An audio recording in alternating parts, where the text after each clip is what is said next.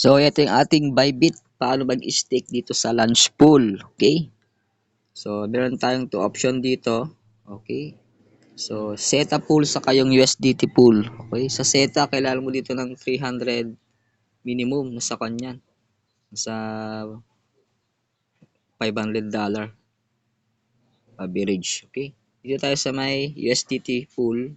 So, dito ang minimum $100 lang. Okay? Ayan. So, kailangan meron kayong 120 USDT sa inyong funding wallet. Okay? Yan. So, click mo lang yung max.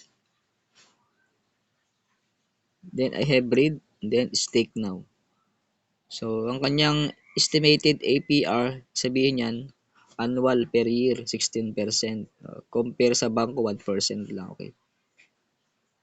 Last 2 days, nasa 40% yan. Kasi, pag dumadami yung mga nag-i-stake, bumababa yung APR niya. So, malaki pa rin yung 16%. Stake now.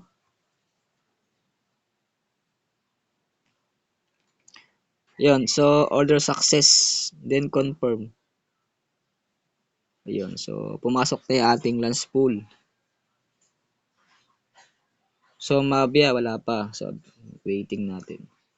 So, ito kasi, kwan lang siya, limited time lang siya hanggang, so, mula January 31 hanggang February 14. So, 15 days lang yung kanyang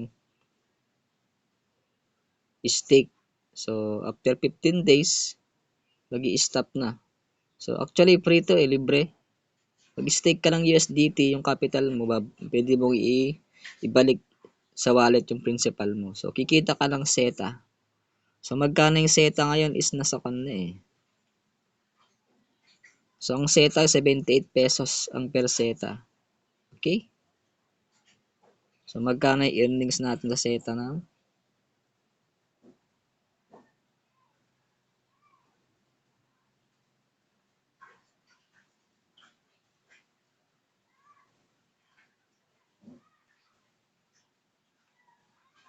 Ayan. So after 1 day, kumita tayo ng 4 SETA. Ayun o. 4 SETA. Magkano yung 4 SETA? So, sa loob ng megit isang araw, meron tayong kita na $5.62 na profits. 5.62. So,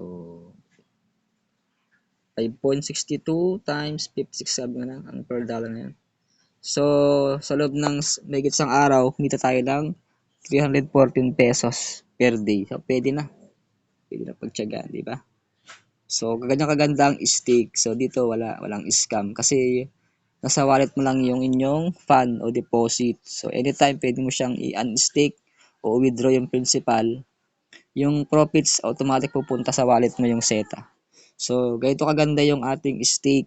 Okay?